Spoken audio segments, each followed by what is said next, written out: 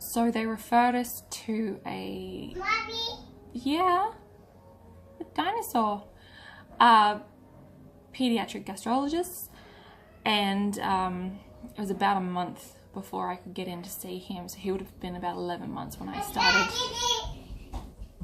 started seeing him.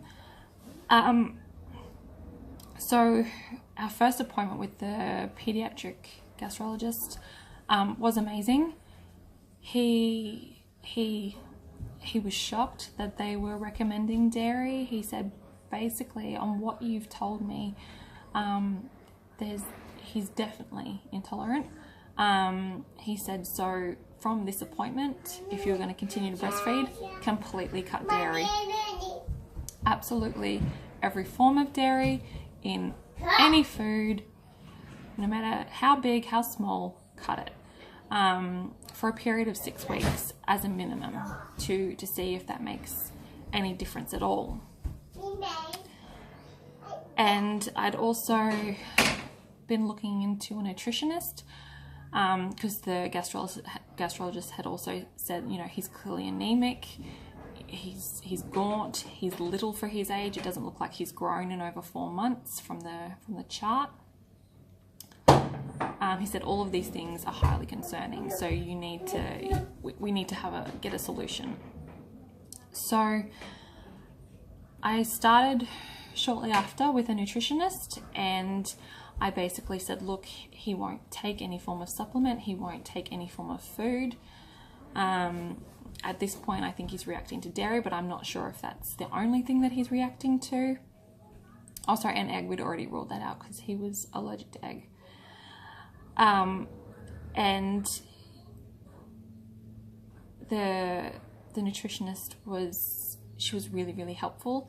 So she said, well, if you can't get them into him orally, let's look at some of the things that may be able to be absorbed through his skin, and we'll get them compounded into a cream, and you can rub them on him that way, and hopefully we can try and get something into him that way. And for the things that he will take orally,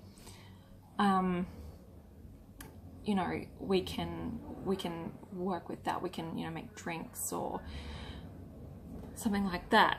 And so shortly after that, I think it was about 2 weeks, we returned to the gastrologist, and he sort of said, basically the next step is a scope.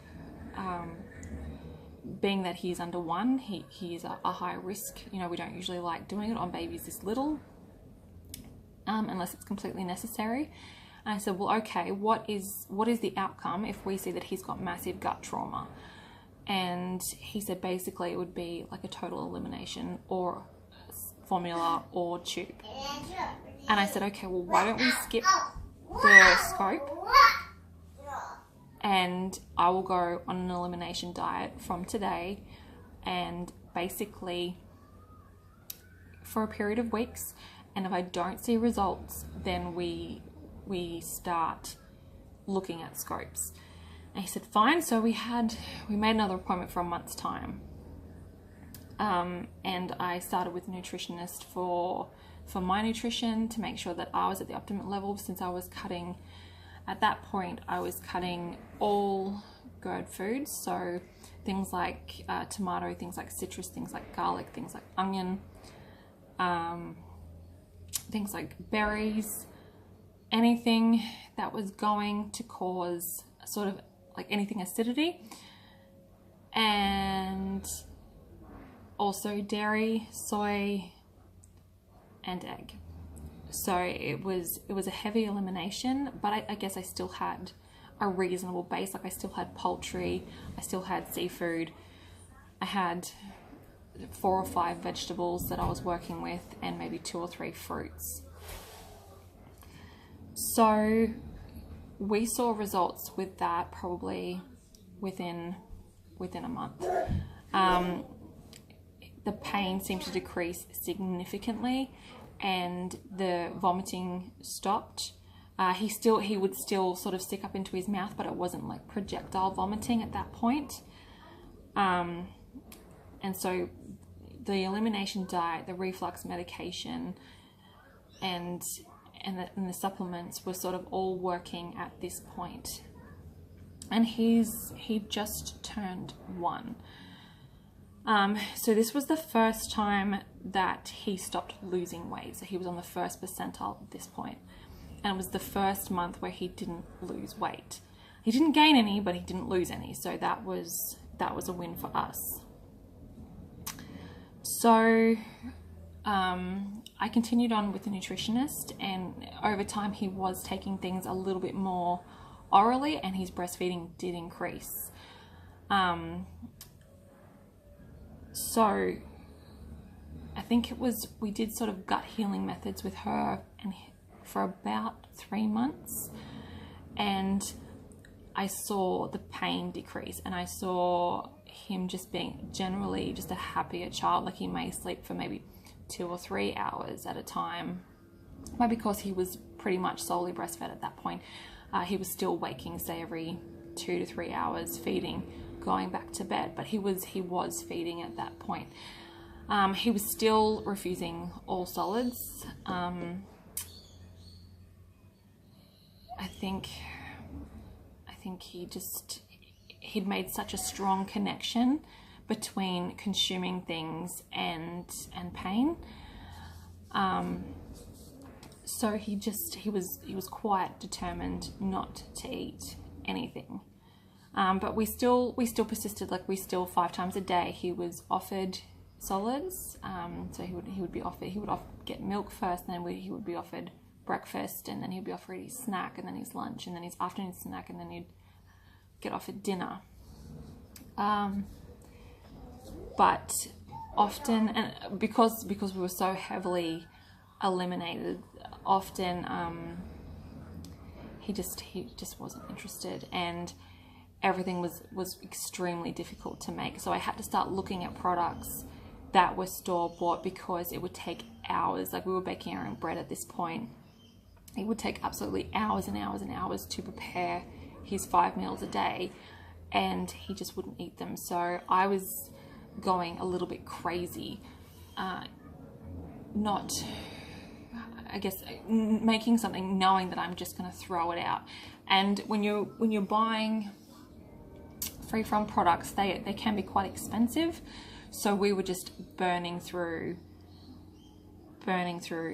like savings at this point, between his appointments and just his medication. It was just burning through stuff. So I have to find things that are store bought, that are free from. So I went on to a lot of sites, and excuse me. I went onto a lot of sites, and I basically started reading all the packaging at every store that I went into, and I learnt pretty quickly what had things in it. So basically, luckily, we were eliminating wheat, but we were able to add that back in without a reaction, so we kept that in, which was a big saver, because wheat ended up being his surviving sort of method.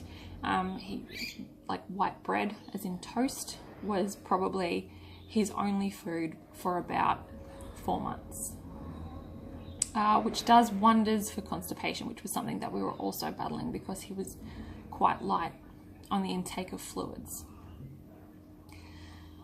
So after doing about 3 months of the gut healing with our nutritionist, I was still quite worked up, because I hadn't seen him show any sort of interest in food.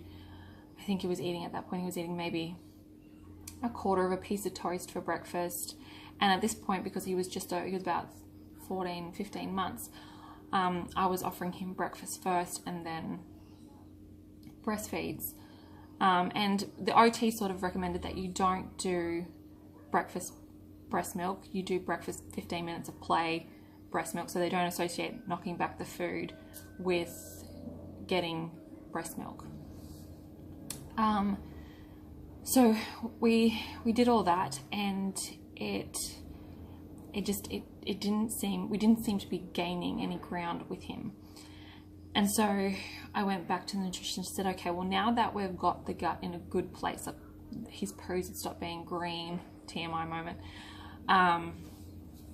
she said, now we need to sort of work on the brain. And the heavy metals in his body and, you know, and other deficiencies that he may have. So we ended up, our GP was quite good. He ended up ordering another set of bloods, and we basically found out what he was deficient in. So he was deficient in iron, he was deficient in zinc, he was deficient in vitamin B, significantly deficient in vitamin B. He was deficient in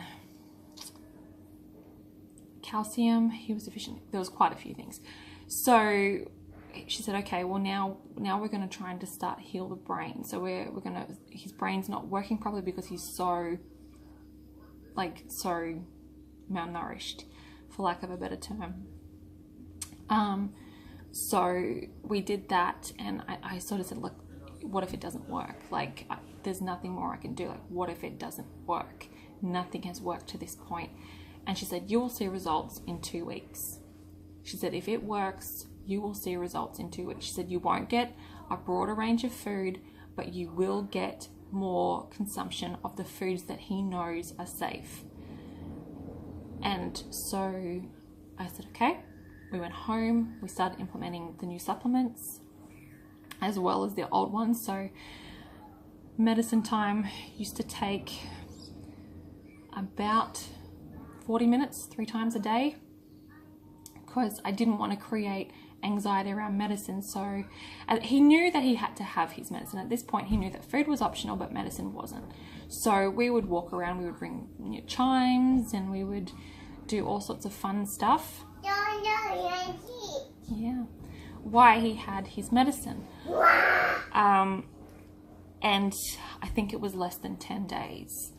And I saw him eating, not a lot, but he was more willing to eat, and he was eating more than he was. I think his intake almost doubled in a space of about 10 days. So this was the first sort of positive sign that we'd had in sort of over 8 or 9 months. And from there it just continued. I think he went from the 1st to the 3rd percentile in 2 months, and then he went from the 3rd to the 23rd percentile in about another 2 months. So I think he was averagely sort of gaining about 200 grams a week, which was phenomenal considering that's how much he used to lose a week. And at this point we started with a new OT, because we were traveling quite far to see the other OT. We started with a new OT, a dietitian and a speech pathologist. And I think he did about 18 months worth of therapy, and I don't think he ate a bite at any session, but I think we learnt really valuable techniques to take home, where he would, because he wouldn't touch food, he wouldn't be around food, he didn't like it on his hands, he didn't like it on his clothes, he didn't like it on his skin. So we did a lot of we had a lot of like things like toothpicks and stuff, so he wouldn't actually have to touch the food. And we did a lot of food play, so like things like Weet-Bix, we would smash it with hammers and like little toy hammers and crunch it up and crumble it everywhere, which he didn't want to touch it. He didn't mind breaking it, but he didn't want to touch it once it was all powdery.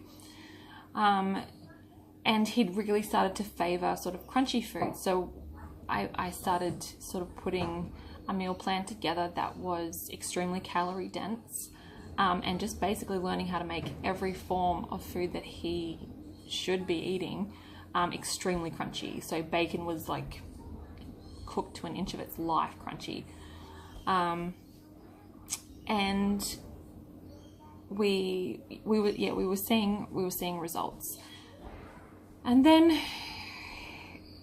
we finished up with the OT after about a year and a bit, maybe not quite a year and a half, but we finished up with the OT and we were moving.